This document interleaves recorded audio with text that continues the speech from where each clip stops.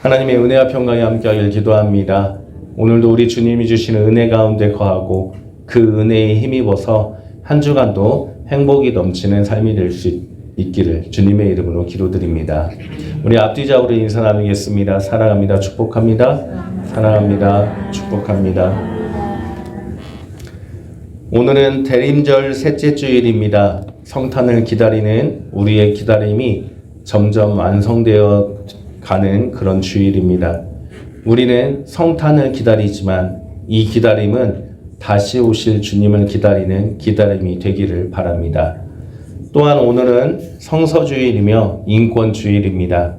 하나님의 형상으로 창조된 인간의 존엄성에 대해서 이 땅에 오신 예수 그리스도의 그 모습을 통해서 성서의 믿음의 인물들을 통해서 우리의 모습을 뒤돌아보며 다시금 깨닫는 한 주가 되기를 소망합니다. 대림절 셋째 주일이며 성서주일이고 또 인권주일인 오늘 우리에게 이미 제정된 주님의 그 말씀은 믿음의 사람들의 삶을 우리에게 보여줌으로써 어떻게 우리가 다시 오실 주님을 기다려야 되는지를 우리에게 알려주고 있습니다. 히브리서는 누가 썼는지 알 수가 없습니다. 저자가 누구인지 모르지만 그 대상은 알 수가 있습니다. 그 제목처럼 인들이 그 대상으로 추측을 하고 있습니다. 그래서인지 히브리서는 히브리인들, 즉 유대교의 제사 방법에 대해서 상세하게 서술하면서 그 제사와 비교하여 예수 그리스도에 대해서 설명을 하고 있습니다. 또한 고난과 박해가 있더라도 유대교로 다시 돌아가지 말고 믿음으로 끝까지 이겨내라는 내용으로 저자는 히브리서를 기록하게 되었습니다. 그 중에서 오늘 본문은 우리에게 믿음의 장이라고 널리 알려져 있습니다. 그 말처럼 오늘 본문에서 가장 많이 반복되는 단어가 믿음이라는 단어입니다. 히브리서의 저자는 유대인들의 조상들을 언급하면서 그들이 믿음의 조상이 될 수 있었던 이유에 대해 설명하고 또 믿음이 무엇인지에 대해서 우리를 깨닫게 해주고 있습니다. 사랑하는 성도님들, 믿음으로 산다는 것은 과연 어떤 삶일까요? 어떠한 삶이 믿음으로 살아가는 삶일까요? 우리가 다시 오실 예수님을 기다리는 지금, 우리는 다시 오실 예수님을 기다리는 동안 어떻게 믿음으로 기다려야만 되는 것일까요? 히브리서 11장을 읽다 보면 믿음의 사람들이 한 일들을 그 업적을 쭉 나열하여 설명하고 있습니다. 이것을 읽다 보면 와, 믿음의 사람들은 정말 대단한 일을 했구나 라는 생각이 듭니다. 오늘 본문 34절과 34절 말씀을 우리 함께 읽어보겠습니다. 함께 읽겠습니다. 그들은 믿음으로 나라들을 이기기도 하며 의리를 행하기도 하며 약속을 받기도 하며 사자들의 입을 막기도 하며 불의 세력을 멸하기도 하며 칼날을 피하기도 하며 연약한 가운데서 강하게 되기도 하며 전쟁에 용감하게 되어 이방 사람들의 진을 물리치기도 하며. 아멘.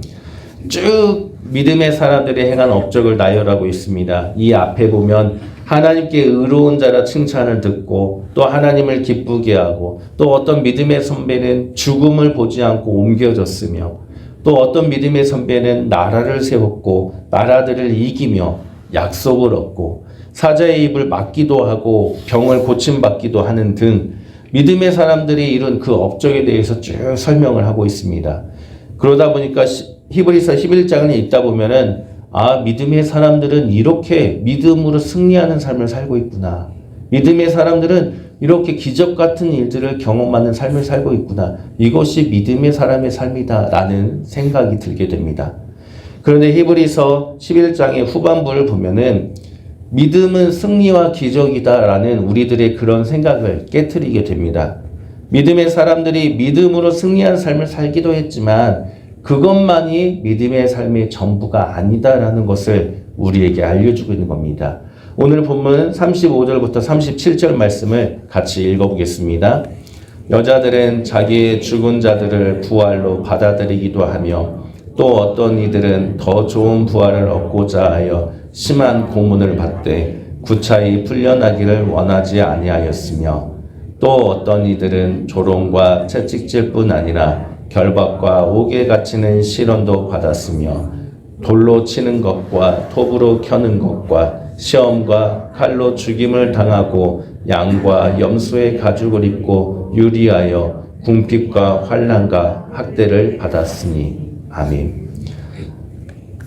앞에서 믿음의 사람들이 승리하고 기적하는 삶을 이루었다라는 것을 보여준 반면 우리 히브리서 11장 후반부를 보면 부활을 믿는다 하여서 고문을 받기도 하였고 조롱과 채찍질을 받기도 했으며 결박과 옥에 갇히는 시련도 받았고 칼로 죽임을 당하기도 하고 염소의 가죽을 입고 도망해서 동굴에서 살기도 하는 그런 삶, 이런 삶 또한 믿음의 삶이다라고 뒤이어서 우리에게 알려주고 있습니다. 성경은 믿음은 승리와 기적이다, 그것만이 아니라 이러한 고난과 환난을 받는 그 삶 역시 믿음의 삶이다라는 것을 우리에게 알려주고 있다라는 겁니다. 그래서 성경은 결코 현실을 숨기지 않고 있습니다. 믿음을 승리의 목록으로만 포장하고 있지는 않습니다. 믿음은 잘 되는 삶이 전부가 아니다라는 것을 우리에게 깨닫게 해주고 있습니다. 세상적으로 볼 때 우리가 함께 읽었던 후반부의 이 사람들은 패배한 사람들입니다. 권력 있는 자들 앞에서 침묵을 지키고 또 싸우다가 손해를 보고 또 신앙 때문에 고문과 조롱과 채찍질을 받으며 어려운 삶을 선택한 미련한 사람들입니다. 그러나 세상적으로 미련하고 패배한 것처럼 보이는 이 삶 역시 믿음의 삶이다라는 것을 우리에게 알려주고 있는 것입니다. 믿음의 삶은 승리도 있고 기적도 있지만 고난도 있고 조롱과 채찍질도 있다라는 겁니다. 믿음의 삶은 잘 될 수도 있지만 못 될 수도 있고 고난을 받을 수도 있지만 편할 수도 있고 그런 것을 보고 판단하는 것이 믿음이 아니라 옳은 것, 하나님의 의를 위해 살아가는 삶, 그 삶 자체가 믿음의 삶이라고 우리에게 말씀하고 있습니다. 하나님의 뜻을 위한 그 삶이 때로는 형통하고 승리의 길을 갈 때도 있지만 때로는 고난과 조롱을 받는 길을 갈 때도 있다라는 겁니다. 그 삶이 믿음이 아니라 하나님의 뜻을 위해 살아가는 것이 믿음의 삶이라는 것을 우리에게 알려주고 있다라는 겁니다. 사랑하는 성도님들, 성공과 실패의 세상적인 이원론으로 바라보지 마시고 하나님의 관점으로 하나님의 의를 위한 믿음의 길을 걸어가시기를 부탁드립니다. 우리는 이 세상이 다가 아니라 다시 오실 주님을 기다리는 사람들이기 때문에 다시 오실 주님을 위한 그 길을 걸어가야 하는 것 아니겠습니까?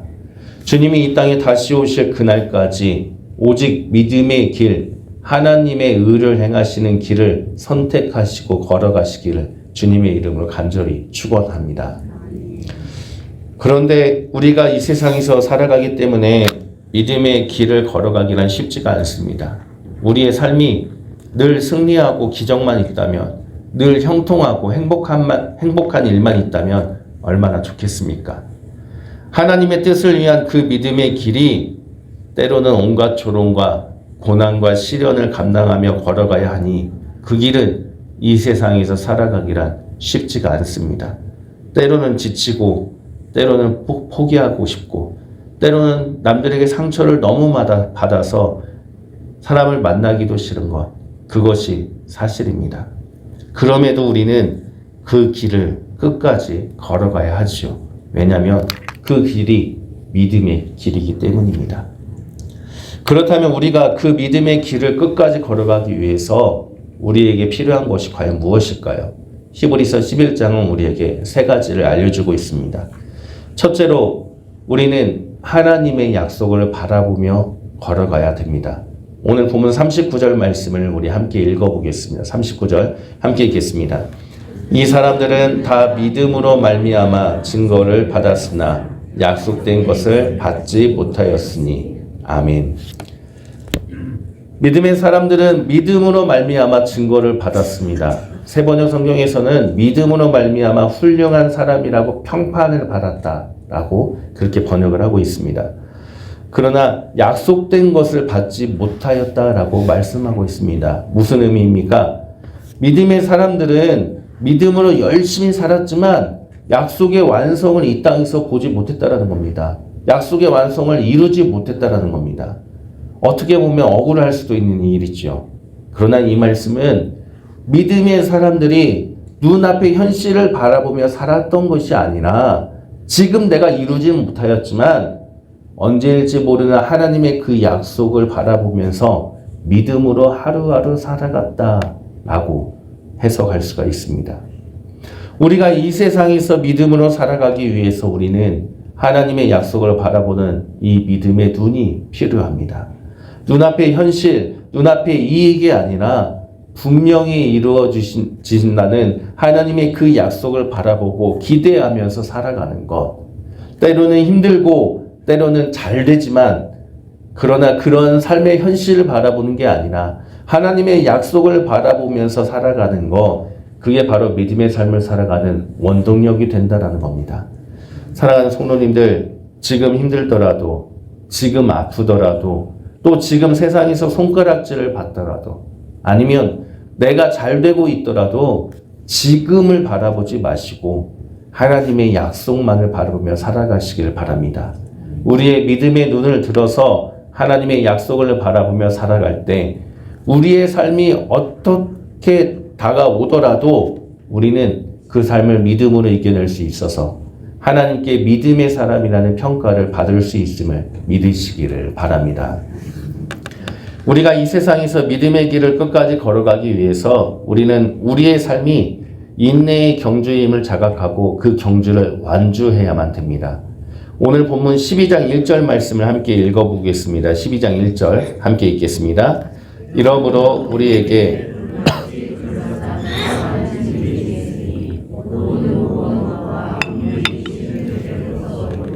인내로서 우리 앞에 당한 경주를 하며. 아멘. 경주라는 단어는 우리가 알고 있듯이 경주하는 것을 의미하기도 하지만 이 단어의 또 다른 뜻은 투쟁하다, 전투하다라는 뜻도 담겨져 있습니다. 믿음의 삶은 산책처럼 산책하듯이 고요하고 쉬운 길, 편안한 길을 걸어가는 것이 아니라 끊임없이 경기해야 되고 끊임없이 투쟁하며 싸워야 되는 길이라고 설명하는 것입니다. 길어야 100년의 삶이지만 이 삶이 세상과 다른 삶이기 때문에 하나님의 의를 위한 옳은 길을 걸어가야 하는 그 길이기 때문에 세상과 끊임없이 싸우고 달리기 경주하듯이 고린지점을 향해서 끊임없이 투쟁하며 걸어가는 것, 경주의 삶이 믿음의 삶이다라고 우리에게 알려주고 있습니다. 길면 길고 짧으면 짧은 이 삶이 좋은 것만 있지는 않죠. 그러나 믿기 때문에 받는 고난과 믿기 때문에 받는 조롱이 분명히 있지만 그럼에도 불구하고 그 모든 것을 감당하며 세상과 끊임없이 투쟁하며 하나님이 원하시는 길을 걸어가는 삶, 그 경주를 완주하는 것, 그것이 믿음의 삶이라고 우리에게 말씀하고 있습니다. 이 경주를 완주하기 위해서는 우리의 의지만으로는 할 수가 없습니다. 우리의 힘만으로는 참아내며 걸어가기가 어렵습니다. 그래서 오늘 1절 앞에 우리 앞에 당한 경주를 해야 한다라고 말씀하면서 그 앞에 인내라는 단어를 사용하고 있습니다. 인내로서 우리 앞에 당한 경주를 끝까지 완주해야 한다라고 말씀하고 있습니다. 인내가 무엇입니까? 여러 번 설교 때 말씀드렸지만 인내는 단순히 참는 게 아닙니다. 인내는 도망하지 않고 내 그 상황에서 끝까지 버티고 서 있을 수 있는 힘, 그것이 바로 인내입니다. 하나님의 약속을 바라보며 걸어가는 우리들이기 때문에 우리들은 이 세상에서 끝까지 세상의 뜻이 아닌 하나님의 뜻대로 살아감을 버티면서 투쟁하며 그렇게 경주를 완주해야 한다는 겁니다. 고난과 시련, 조롱이 가득하다고 해서 포기하는 것이 아니라 그럼에도 불구하고 우리의 상황이 어떻든지 상황을 피하는 것이 아니라 나의 그 상황 속에서 하나님의 약속을 바라보며 끝까지 버티는 힘으로써 완주하는 것, 그게 바로 인내의 경주입니다. 그리고 그것이 믿음이라고 우리에게 말씀하고 있습니다.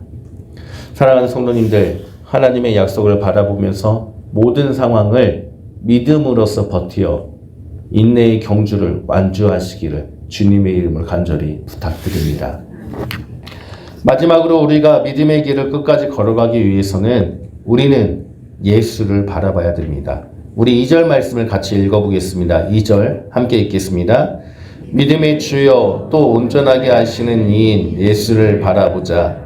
그는 그 앞에 있는 기쁨을 위하여 십자가를 참으사 부끄러움을 개의치 아니하시더니 하나님 보좌 우편에 앉으셨느니라.